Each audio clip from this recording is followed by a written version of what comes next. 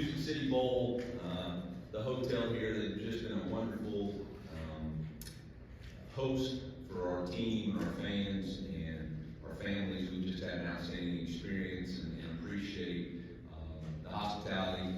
Bowl games are still a great experience for our student athletes and for college football. And this is an outstanding bowl game, and we tip our hat to Nashville and everybody who hosted. It's been an awesome thing. Our football team's excited. One of the things you look forward to is obviously the host city, but also the competition that you get to play against, and the opportunity to play against a traditional powerhouse in Iowa. Have a tremendous amount of respect for Kirk Ferentz and what he has done with the Hawkeye football team over the course of his 26-year career.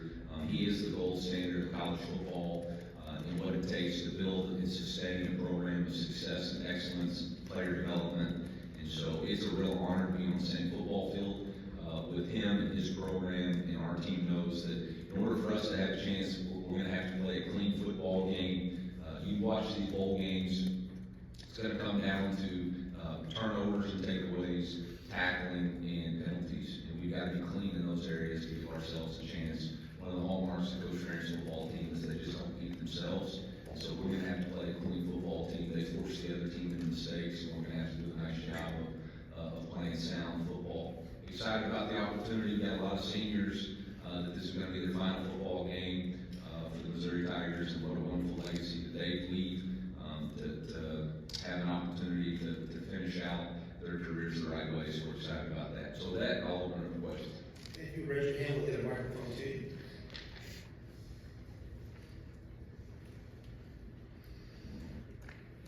Eli, you mentioned those seniors. What are these last few days and I guess weeks since the regular season been like, kind of taking in these final moments with this group?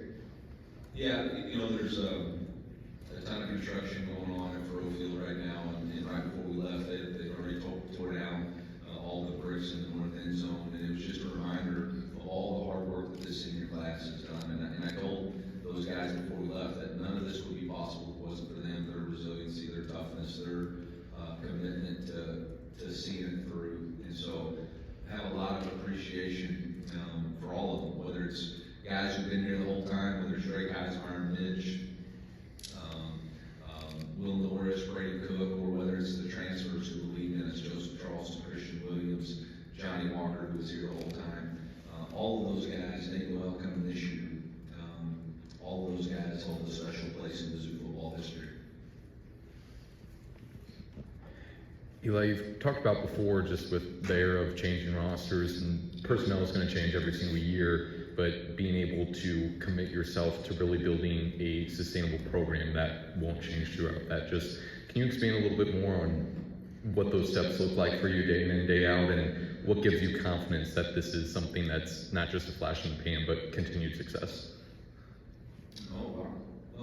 Well, I think in order to have a sustained culture, you have to have a foundation, and each year you have to relay that foundation. I think as long as we're consistent in who we are with developing a lead edge in the strength and conditioning program, as long as we continue to focus on our core values and understand what the goal for our program is, it's front and center in everything we do. We want to chase two dreams. That's a life of football. It's a life outside of the game.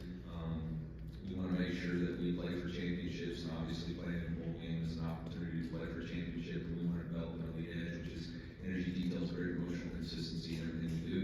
Combine that with our four core values of always compete. We want to have a competitive culture that's always pushing to be the very best that we can be. We want to build trust and respect, which is the foundation of any relationship. And that's what you're going to have with your players when they come in. When you're bringing in transfers, freshmen, and the current guys, there has to be a foundation of trust and respect, build brotherhood, so that those guys will go out and compete and finish. I was talking to Coach Ferentz last night.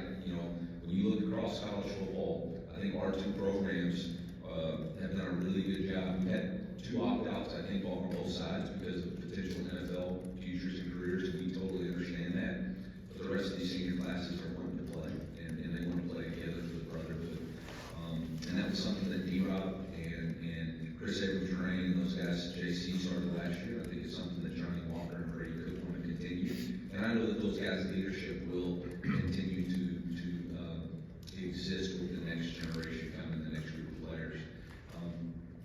college football is changing, and you can't predict the future. We just got rocked last week with new rules for junior college, and every day there's a new change, but I think you have to be adaptable, and you have to have a core mission of what you believe in. And for us, we believe in chasing two dreams, we believe in developing elite edge, and we believe in winning championships, and that's the mission. And if you want to come to the University of Missouri, you have to believe in those things, and you have to be willing to abide by the core values that we have. And if you do that, it's a great fit for us. Coach, speaking of the JUCO ruling, what do you feel about that, and how does it impact someone like Tristan Newsom, that did the JUCO route? I've come to the point that I realize my opinion really doesn't matter. Until there's somebody actually in charge of college football, our opinions are just a wasted breath, and people take those opinions and twist them and turn them however they want to. They either use it against the coach or they use it to prove their point on social media, and it's really a waste of time. I think for me, and for our program, it's about utilizing the new rule change to try to benefit your program the best way possible and be adaptable, like I said. And so I'm not going to get caught up in making bold statements and all that. I think at the end of the day, for me, it's just about whatever the rules are. It's kind of, I went back, I said this in COVID. There's a scene in Apollo 13 where they're trying to figure out how to get the three-man crew into the shuttle, and they take this bag of stuff and they dump it out. And they're like, all right, guys, you gotta figure out how to get, this filter to fix this. And that's kind of what we're doing with NCAA right now. We just take a bag of stuff and say, here are the rules. We got to figure it out. And so we'll do that. We've had conversations with Tristan. It's up to him. We would love to have him back. We welcome him back with open arms. Obviously, it affects a lot of different people. It affects our roster count. To do that after the portal's been open and after people have signed and all that is a little bit tricky. But he's one of us, and so if he's one of us, he's always welcome. Coach, you're talking about the program building some of this momentum. What would it mean to get across the 10-win threshold for back-to-back years? I'm not really caught up in the outcome of that. I think obviously for us, it's an opportunity to play for a championship, and that's the single focus for us. It's an opportunity to play for the Trans-Perfect UC Bowl championship. The long-term effects besides that, I think, are not caught up in SEC versus Big Ten. I'm not caught up in any of that. This is really a standalone game, and it's really different than what you had at the end of the season because of the free agency period that occurs. So for us, this is, I hate to be like this, but really it's an exhibition game. And for us, it's an opportunity to take our players and play one last time together. And, if you're fortunate enough to win, it catapults you into next year. And if you don't, then you came up short and you fly back home and you celebrate the new year and you start all over. So I don't know that it carries more significance than that.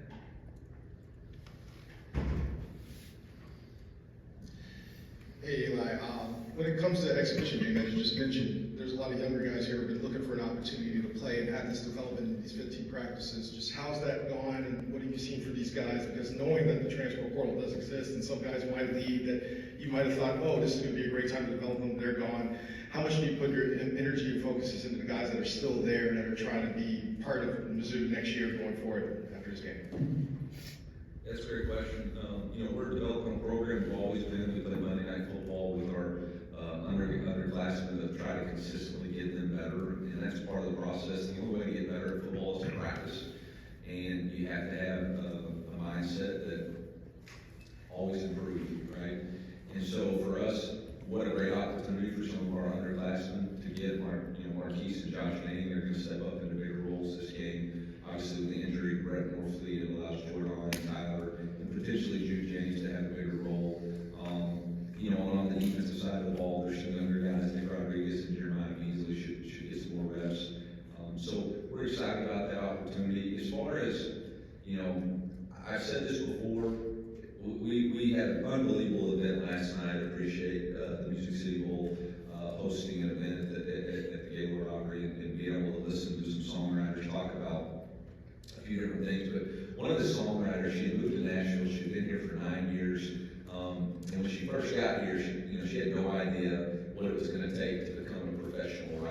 right? And you just don't walk up and get hired. You have to work, and you have to survive. You have to sustain, and you have to go through some tough times. And she actually started a dog sitting business and was, you know, I'm not gonna use the word, but, she had this dog sitting business. She would go and babysit dogs of famous, country music city artists, and she would follow them and pick up their business in the grass. And she's like, I'm chasing my dream doing this, right? And she's a wildly successful writer, has had 3 number ones in the last 2 years. And it was just for me a reminder that I wish my players could hear that story, because there's no such thing as an instant success. And whether or not you're recruited based off your potential, no matter where you go, you gotta develop, you gotta get better. And you see all these guys jumping in the portal after 6 months of being on campus. And that's just not real life. It's like a country music star or a country music writer or star. You drive up and down Broadway, and there's people playing in every single bar, and they're extremely talented. There's 132 Division I football teams, and everybody's got talent. Talent's not enough.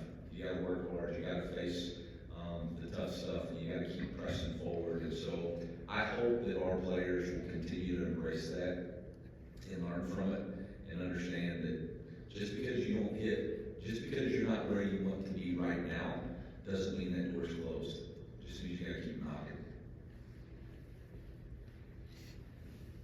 Coach, looking at Iowa's defense, what do you think has allowed them to be so successful, not just this season, but having them be able to be as successful as they have been for many years recent memory? Well, obviously continuity, right? I mean, they do an outstanding job with their defensive scheme. And I will say this, they do have nuanced change.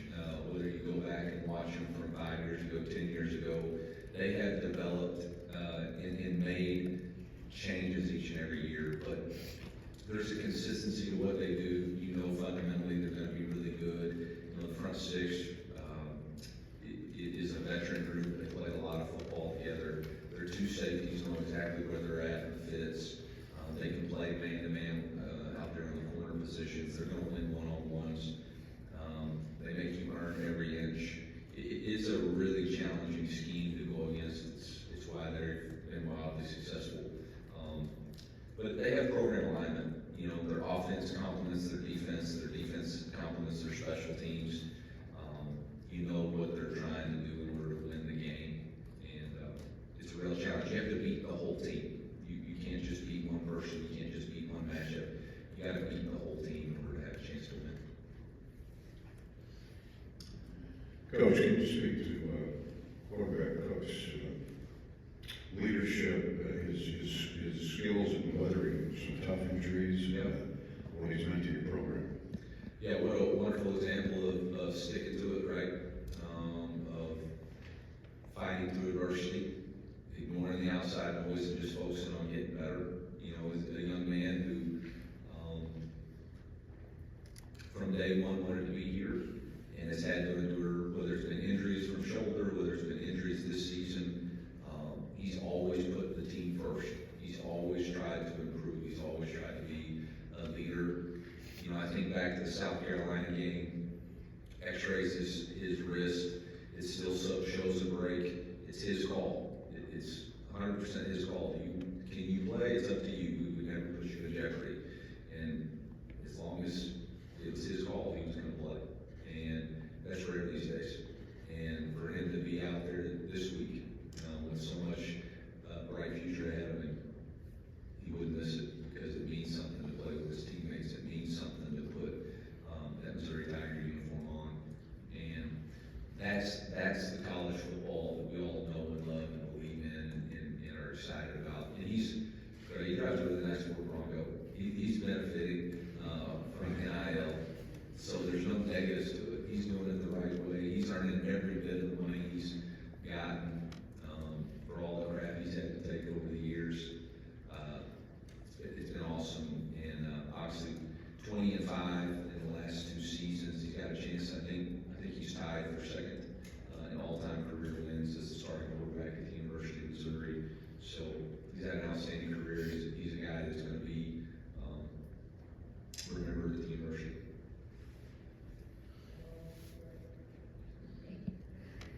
Eli, you talk about this free agency period. Yep. A dozen guys, more than that, have chosen to come to the University of Missouri to play Yeah. for you. What's your message there and why they decided to come here?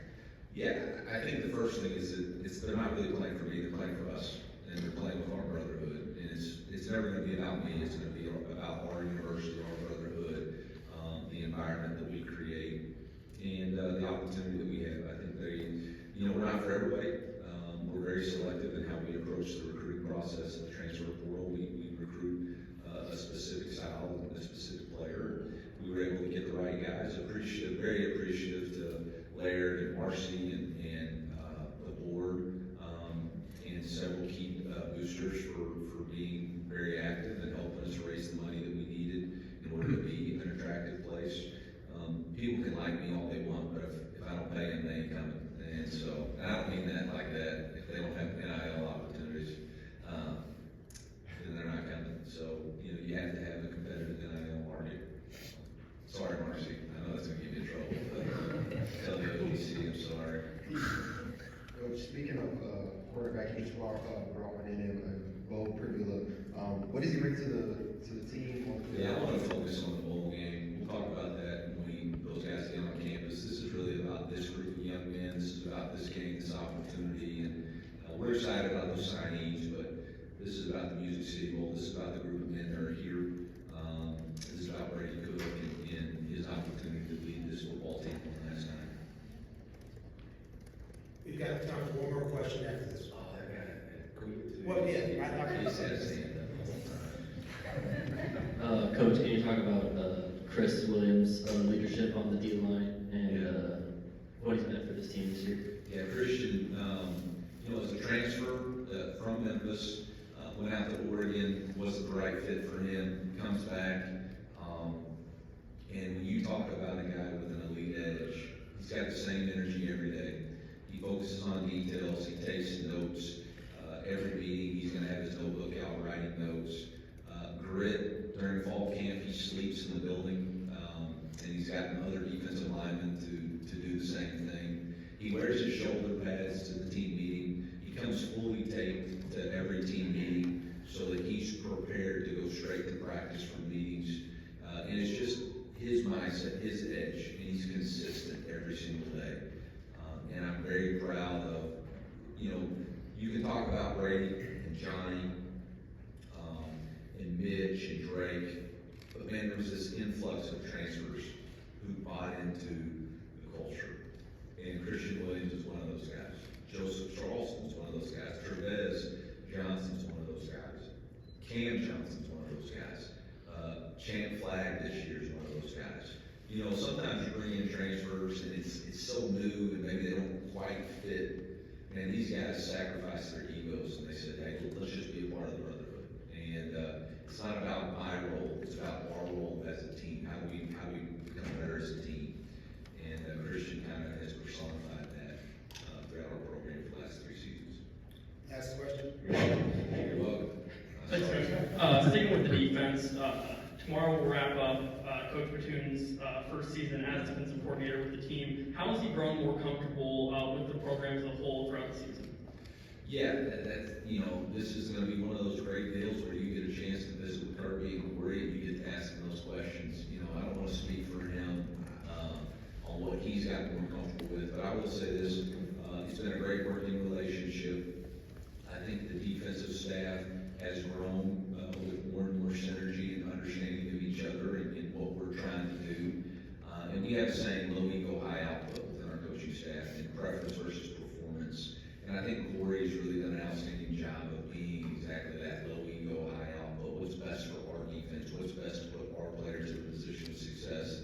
And it's not about what anybody prefers. It's about how do we get the best performance out of this group of men that we've had. And we've had some deficiencies throughout the year, and I think our defensive staff has done a really good job of masking those deficiencies, playing to our strengths, and getting the best out of our guys to put us in a position to play this bowl game. Thank you, Coach Drinkwitz.